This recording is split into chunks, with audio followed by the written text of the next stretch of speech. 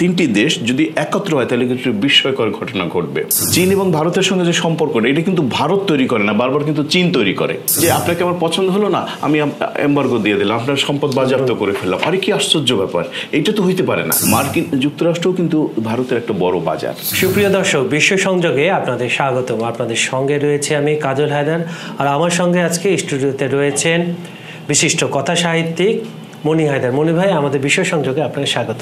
অনেক ধন্যবাদ আমাকে আমন্ত্রণ জানানোর জন্য।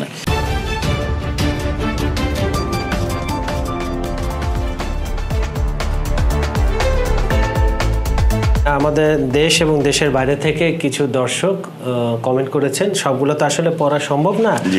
যেগুলো ইন্টারেস্টিং মনে হয়েছে আমাদের কাছে সেগুলো আমি পড়ে শুনে মূল অনুষ্ঠানে চলে যাই। নিশ্চয়ই। সুশান্ত ব্যানার্জি, আমাদের পশ্চিমবঙ্গ বন্ধু, উনি লিখেছেন, east and west Pakistan is banded of Asia, SCO others India progress BRICS. উনি ব্রিক্স নিয়ে একটু কথা বলেছেন। আচ্ছা, আজিমুল ইসলাম, উনি হচ্ছেন বাংলাদেশ থেকে সম্ভবত বলছেন, পাগলকে কে আমেরিকার প্রেসিডেন্ট বানিয়েছে? ডোনাল্ড আসলে একটা পাগল। ট্যারিফ কি জিনিস আসলে সে বুঝে না, মোদির কাছে সে একটা শিশু। আচ্ছা, নির্মল মিত্র নামে একজন ভারতে বন্ধু লিখেছেন, একচেটিয়া আমেরিকা দাদাগিরি করে যাবে, এটা চলতে পারে না। ভারত, চীন, রাশিয়া একজোট হবেই এবং আমেরিকা ও ইউরোপীয় দেশগুলো দাদাগিরি বন্ধ হবে। ধন্যবাদ আপনাদেরকে মূল্যবান বিশ্লেষণের জন্য। আপনাদেরও ধন্যবাদ। সুপ্রিয় দর্শক, আমরা ক্ষমা চেয়ে নিচ্ছি যে সময় অল্প থাকায় সবার কমেন্টস পড়া গেল না, কিন্তু আপনারা বলবেন, যে কোনো ধরনের কমেন্টস করবেন, আমরা সেগুলো পড়ার চেষ্টা করব। মনি ভাই, SCO সম্মেলন, তিয়ানজিন সম্মেলন, যেটা 31 এবং 1 তারিখ গতকাল শেষ হয়েছে, 2 দিন ব্যাপী। 20টা দেশের রাষ্ট্রপ্রধানরা এসেছেন। এনারা 29 তারিখ থেকে আসা শুরু করেছেন। 29 তারিখে ভারতের প্রধানমন্ত্রী মোদি চলে গিয়েছিলেন, উনি কিছু সাইডলাইন বৈঠক করেছেন। ওনার পররাষ্ট্রমন্ত্রীও জয়শঙ্কর, উনিও করেছেন। যেটা হয়েছে কি, এবার অর্থনৈতিক, রাজনৈতিক, তারপরে মার্কিন যুক্তরাষ্ট্রের বলয় থেকে বেরিয়ে আসার যে চিন্তা ভাবনা, মার্কিন যুক্তরাষ্ট্রে সারা বিশ্বের অতিরিক্ত ট্যারিফ, যাদের সাথে নেগোসিয়েশন হচ্ছে, যারা নতজানু হচ্ছে, তাদের সাথে ট্যারিফ কমিয়ে ব্যবসা বাণিজ্য করা, মানে এক ধরনের মার্কিন নীতি চাপিয়ে দেওয়া জোর করে। যেহেতু মার্কিন যুক্তরাষ্ট্র পৃথিবীর এখনও প্রথম সারির ইকোনমিক দেশ, যে করে হোক, সামরিক দিক থেকে হোক, আবার ব্যবসার দিক থেকে হোক, এই বলয়টা ভাঙার জন্য মূল কারিগর হচ্ছে আপনার চীন, শি জিনপিং, এবং রাশিয়ার ভ্লাদিমির পুতিন, এবং সহযোগী 20টা দেশের মধ্যে ভারত অন্যতম। একটা কলিশন হচ্ছে, নতুন ব্যাংকের আসছে, নতুন মুদ্রা আসতে পারে।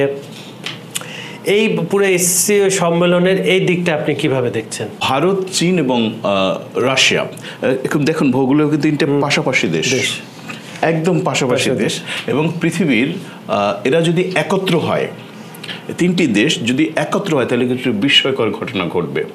সেরকম হয়তো ঘটনা ঘটতে যাচ্ছে। এবং আপনি যেটা বলছিলেন যে ট্রাম্প, এবং আরেকজন দর্শকও বলছিলেন, আমাদের যে প্রতিক্রিয়া জানিয়েছেন, তিনিও বলছিলেন যে ট্রাম্প এই কাজটা করে দিচ্ছে। হ্যাঁ, এটা একটা খুব গুরুত্বপূর্ণ বিষয়।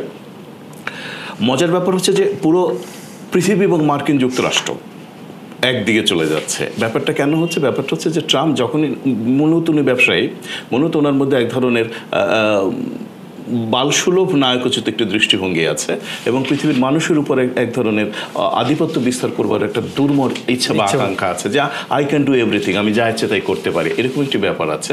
এই 50% ট্যাক্স যখন বাড়িয়ে দেয়, ভারতের মতো একটি বিশাল বাজার, দারিদ্র্য এবং কৃষি নির্ভর একটি বাজার হচ্ছে ভারত, তো সেইখানে এই দুধওয়ালারা, ছোট ছোট মার্কেট যারা করে, দোকানদাররা, এরা কিন্তু খুব অ্যাফেক্টেড হয়, এবং নির্বাচনের জন্য এটা খুব গুরুত্বপূর্ণ হবে যে কোনো দলের জন্য। তো মোদি নিশ্চয়ই সেটা চাইবেন না। তো তিনি কী চাইবেন? তার গদি সামলানোর জন্য, তার নিজেকে সামলানো, তার দলকে সামলানোর জন্য, আগামী নির্বাচনের জন্য তিনি হচ্ছে তার শত্রুকে কাছে টেনে নিয়ে আসা। আর সেই পরিপ্রেক্ষিতে তৈরি হয়েছে আপনার আমাদের SCO সম্মেলন, তাই না? তো সুতরাং এরা গেছে, এবং এই যে একটা খুব ভিডিও দেখেছিলাম তিনজনের, পুতিন, শি জিনপিং এবং মোদি এখানে দাঁড়িয়ে হাস্যজ্জ্বল গল্প করছিলেন। এটা খুব ইন্টারেস্টিং একটি বিষয়। এটা কিন্তু কয়েক বছর বা 2 বছর 6 মাস আগেও ভারতের তো বিশেষ করে গালওয়ানের পরে 2020 ভাবতেই পারি নাই, কেমন না? তো সেইটা ব্যাপার। আবার দেখেন, চীন এবং ভারতের সঙ্গে যে সম্পর্কটা, এটা কিন্তু ভারত তৈরি করে না, বারবার কিন্তু চীন তৈরি করে। এটা কিন্তু চীন তৈরি করে। যেমন তার একটা বিশেষ অন্ধ্রপ্রদেশ না কি একটা প্রদেশে বলে যেটা আমার, হ্যাঁ এই ভারতের বারবার ওখানে সৈন্য ম্যাপে ইনক্লুড করেছে, নাম চেঞ্জ করেছে গ্রামের 26টা গ্রামের। তো এই সব কিছু মিলিয়ে চীনের সঙ্গে ভারতের কিন্তু একটা তিক্ত সম্পর্ক, এবং সেই সম্পর্ক কারণে বারবার তাদের মধ্যে কিন্তু এদের এই ঘটনার কারণে কিন্তু বিমান চলাচল বন্ধ ছিল, ভিসা দেওয়া বন্ধ ছিল, সবকিছুই বন্ধ ছিল। সেটা কিন্তু আবার এই উন্মুক্ত হয়ে গেছে। আপনার বেশ কয়েকটা চুক্তি হয়েছে, বাণিজ্য চুক্তি, আপনার লোক আমার এখানে আসতে পারবে, প্লেন যাতায়াত করবে, শুল্ক জিনিসপত্র আদায় করবে, সাংস্কৃতিক হবে। তারপরে একটা পূজা হয় ভারতীয়দের চীনে ওদের ওইটা খুলে দেওয়ার জন্য বলছে, ওটাও রাজি হয়েছে। তা আপনি যেটা বলছিলেন যে ট্রাম্পে আগে দিচ্ছে, আমার প্রশ্ন আপনার কাছে, এখন ভারত চীন সম্পর্ক নতুন করে একটা নতুন উচ্চতায় উঠতে যাচ্ছে, সব কিছু ঠিক আছে। 2028 সালে ভারত তৃতীয় ইকোনমিক শক্তি হতে যাচ্ছে, এটা হচ্ছে আপনার IMF এর একটা পূর্বাভাস দিয়েছে। বর্তমান অবস্থা চীন হচ্ছে দ্বিতীয় স্থানে এবং পঞ্চম স্থানে ভারত। আপনি কি ইমাজিন করতে পারেন এই দুইটা দেশ যদি ইকোনমি এক হয়, সাথে যদি 20টা কান্ট্রি সহ, মানে ল্যাতিন আমেরিকা আছে, আপনার আফ্রিকা রয়েছে, আর রাশিয়াতে রয়েছে, কি অবস্থাটা দাঁড়াবে? না, সেটা যদি দাঁড়ায় তো খুব ভালো হবে এই কারণে, যেমন ধরেন রাশিয়া যখন ইউক্রেন আক্রমণ করে, মার্কিন যুক্তরাষ্ট্র এবং ইউরোপীয় ইউনিয়ন মিলে রাশিয়ার বিরুদ্ধে কতগুলো নিষেধাজ্ঞা দিয়েছে, এবং সারা পৃথিবী চলে ডলারের উপর। ডলার একটা আধিপত্য বিস্তার করে রেখেছে। সেই ডলারের বিকল্প যদি একটি অর্থনৈতিক ব্যবস্থা, যেটা চেষ্টা করছে ব্রিক্স, যদি সেইটা হয়ে যায়, তাহলে কিন্তু পৃথিবী অনেকটা মুক্ত হয়ে যাবে ডলারের দাপট থেকে, আধিপত্যবাদ থেকে। আমার পকেটে আপনার টাকা, আপনার টাকা ছাড়া আমার উপায় নেই। আপনি এমন একটি জায়গায় নিজেকে আগে নিয়ে গেছেন মার্কিন যুক্তরাষ্ট্র হিসেবে, তাহলে জিনিসটা কি দাঁড়াচ্ছে যে আপনি যা বলবেন সেটা শুনতে আমি বাধ্য। সেই জায়গা থেকে যদি বেরোয় আসতে পারি, তাহলে কি হবে, পৃথিবী একটু শ্বাস নিতে পারবে, নিজের মতো করে একটু দাঁড়াতে পারবে। কি আশ্চর্য ব্যাপার, সারা পৃথিবী মিলিত হয় মার্কিন যুক্তরাষ্ট্রে, এবং ধরুন যে আপনাকে আমার পছন্দ হলো না, আমি এম্বার্গো দিয়ে দিলাম, আপনার সম্পদ বাজেয়াপ্ত করে ফেললাম। আরে কি আশ্চর্য ব্যাপার, এইটা তো হইতে পারে না। এটা একটি মানুষের প্রতি তীব্র ঘৃণা এবং এক ধরনের হুমজিকালি একটা ব্যাপার। এখান থেকে বেরিয়ে আসার জন্য যেটা দরকার সারা পৃথিবীর মানুষের এবং ছোট বড় দেশ সচেতন হওয়া দরকার। এবং হ্যাঁ, আমরা আশাবাদী যে চীন এবং ভারত এবং রাশিয়া যদি একত্র হতে পারে, এটা খুব বিস্ময়কর ব্যাপার। এটা মনে রাখতে হবে যে মার্কিন যুক্তরাষ্ট্রও কিন্তু ভারতের একটা বড় বাজার, এখান থেকে হাজার হাজার কোটি ডলারের যে দ্রব্য তারা রপ্তানি করে এবং সেখান থেকে আসে। সেটা যদি বন্ধ হয়ে যায়, ভারত কিন্তু খুব শঙ্কিত। ইন্টারনাল যে অর্থনীতির অবস্থা, সেটা কিন্তু তারা কিন্তু ভয় আছে, যদি সত্যি এটা কিভাবে তারা বাজারটা ম্যানিপুলেট করবে কিংবা বাজারটা ওভারকাম করবে, সেটা কিন্তু এখনই চিন্তায় তারা কিন্তু দিশাহারা হয়ে গেছে। কেমন, কারণ বিশাল বাজার হারাবে, এবং সেই ক্ষেত্রে চীন যদি তার বাজারটা খুলে দেয় কিছুটা হলেও ভারত একটা স্বস্তির নিঃশ্বাস ফেলতে পারবে। আর এখানে এই সম্মেলনে কিন্তু ওয়াশিংটনের প্রতি ভারতে একটা কড়া বার্তা গেছে, সেটা হচ্ছে রাশিয়া, চীন, ভারত নিজেদের সুযোগগুলো কাজে লাগাতে পারে বলে মনে করেন চ্যাথাম হাউস গবেষক চিয়েতিস বাজপাই এবং ইউজি। তারা বলেন চীন তাদের উৎপাদন ক্ষমতা, ভারত সেবা খাতের শক্তি ও রাশিয়া প্রাকৃতিক সম্পদ ব্যবহার করে সম্মিলিতভাবে যুক্তরাষ্ট্রের উপর নির্ভরশীলতা কমাতে পারে, যেটা আপনি বলছিলেন। অবশ্যই তাদের রপ্তানি বাজারে বৈচিত্র্য আনতে পারে, আর শেষ পর্যন্ত বৈশ্বিক বাণিজ্য প্রবাহের নতুন রূপ নিতে পারে। সব কিছু হচ্ছে ভারসাম্যের খেলা। পৃথিবীটা যদি ভারসাম্য থাকে, যেমন আগে সোভিয়েত ইউনিয়ন ও মার্কিন যুক্তরাষ্ট্র দুই পরাশক্তি ছিল, একটা ভারসাম্য ছিল, অক্ষশক্তি, মিত্রশক্তি। আপনার কেউ এককভাবে কোনো দেশের উপর অন্যায় করতে পারতো না, একটা চেক অ্যান্ড ব্যালেন্স থাকতো।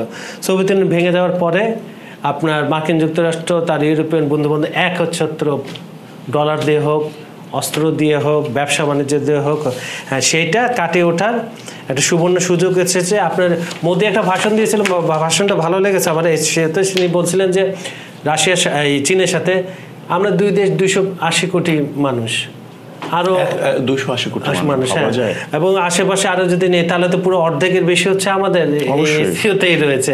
তা আমরা যদি ইকোনমি আগাতে পারি, আর রাশিয়া সবসময় চাচ্ছে একটা সামরিক বলয় তৈরি করতে, কারণ আপনাকে মানতে হবে ভারত এবং চীনের চাইতে সামরিক শক্তি অনেক বেশি রাশিয়া, মার্কিন যুক্তরাষ্ট্রের কাছাকাছি। তা রাশিয়া চাইবে মার্কিন যুক্তরাষ্ট্র চ্যালেঞ্জ দিতে পারলে একমাত্র সামরিক দিক থেকে রাশিয়াই পারে। আর রাশিয়ার সাথে চীন আর ভারত যদি এসে পড়ে, এই যে একটা যেমন নেটো একটা করা হয়েছে, নেটোর বিকল্প কিন্তু ভাবা হচ্ছে SCO কে।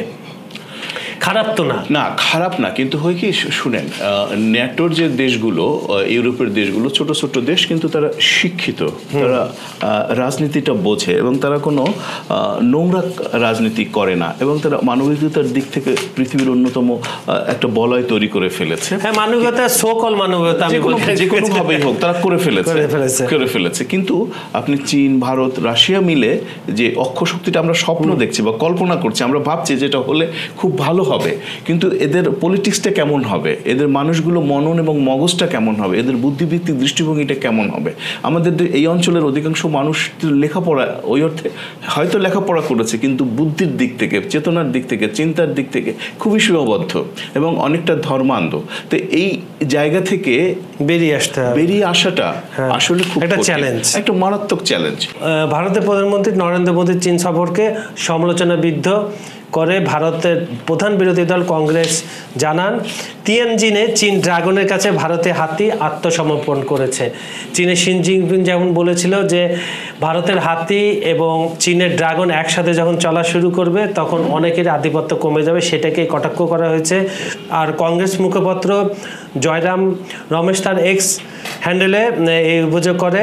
তিনি বলেছেন, সবসময় 56 ইঞ্চি ছাতির কথা বলে, মানে বুকের কথা, চড়া বুকের কথা বলে মোদি, সেটা ছাতির স্বরূপ তিয়ানজিনে পুরোপুরি খুলে গেছে বলে তারা করছে। এটা নিয়ে আপনি যদি কিছু বলেন, তার দেশে খুবই স্বাভাবিক, যেহেতু দীর্ঘদিন ধরে মোদি ভারত শাসন করছে এবং ব্যাকফুটে কংগ্রেস বিরোধী দলের নেতা হিসেবে কাজ করছে, তো সবসময় চাইবে এটা তীক্ষ্ণভাবে তারা নজর রাখে যে মোদি কোথায় যায়, কি বলে। হ্যাঁ, মোদির এটা কিন্তু পলিটিক্যালি এক ধরনের আত্মসমর্পণ কিছুটা হলেও, সেটা এই যে ট্রাম্প যখন শুল্ক আরোপ করেছে, তার অর্থনৈতিক দৃষ্টিভঙ্গিটাকে, অর্থনৈতিক পরিস্থিতিকে সামাল দেওয়ার জন্য তার বিকল্প, ওই যে বললাম, বন্ধু দরকার, কারণ হচ্ছে 145% দিতে পারে চীনকে। হ্যাঁ, তো সুতরাং সে চীনের কাছে যেতে বাধ্য। চীনের একটা বাজার আছে, বিকল্প বাজার। মার্কিন যুক্তরাষ্ট্রে যদি থাকে 32 কোটি মানুষের বাজার, এখানে আছে প্রায় 120 কোটি মানুষের বাজার। তো সেই বাজারটা দখল করা দরকার, বা একটা সম্পর্ক তো দখল না হোক, অন্তত কিছু জিনিসপত্র যদি, কিছু তার ভারতের নিজস্ব দ্রব্যাদি যদি চীনে পাঠাতে পারে, অর্থনৈতিক চীনের মাধ্যমে অন্য কোনো দেশে পাঠাতে পারে, তাহলে সেটা একটা লাভবান হওয়ার একটা সুযোগ আছে, এবং অর্থনৈতিকভাবে ভারতের জনগণের একটা স্থিতিশীল জায়গায় থাকবার একটা সুযোগ আছে। মোদি ওই কারণে তার যে রাজনৈতিক দৃষ্টিভঙ্গি চীনের সঙ্গে, যে যুদ্ধ দেখেছে ছাড়বো না মেদিনী, সেই জায়গাটা এসে পরাজিত হয়েছে, এবং পেছনে হচ্ছে ট্রাম্প। তো এই সুযোগটা তো কংগ্রেস নেবেই, বিরোধী দল, যে আপনি এত কিছু বলেছেন, আপনার অনেক চওড়া বুক, এবং আপনি আত্মসমর্পণ করেন না, কিন্তু এখন জি জিনপিংয়ের কাছে আপনি আত্মসমর্পণ করেছেন, এবং তার সঙ্গে সে যেটা বলছে সেটা আপনি মানতে বাধ্য হয়েছেন। যখন আমাদের সঙ্গে, আমার সীমান্ত নিয়ে, অরুণাচল প্রদেশ নিয়ে যখন এরকম প্রচণ্ড এক ধরনের যুদ্ধন্দেহী পরিস্থিতির মধ্যে আমরা আছি, সেই সময় আপনি চীনের সঙ্গে গিয়ে তার প্রেসিডেন্টের সঙ্গে আপনি বসতে বাধ্য হয়েছেন। এটা হচ্ছে ভারতের জনগণের জন্য অপমানজনক। তো সুপ্রিয় দর্শক, আজকের অনুষ্ঠানটা এখানে শেষ করছি। আমাদের আজকের এপিসোডটা আপনাদের কেমন লেগেছে আমাদের জানাবেন, আর বরাবরের মতো আমাদের ভিডিওগুলো লাইক, কমেন্ট ও শেয়ার করবেন। আমাদের চ্যানেলটি সাবস্ক্রাইব করে রাখুন। আমাদের এখানে আপনারা যদি কিছু জানতে চান তাহলে আমাদেরকে লিখে জানান, আমরা চেষ্টা করব সেই বিষয়ে আলোচনা করার জন্য। আপনারা ভালো থাকবেন, নিরাপদে থাকবেন, সুস্থ থাকবেন। সবাইকে ধন্যবাদ। অনেক ধন্যবাদ।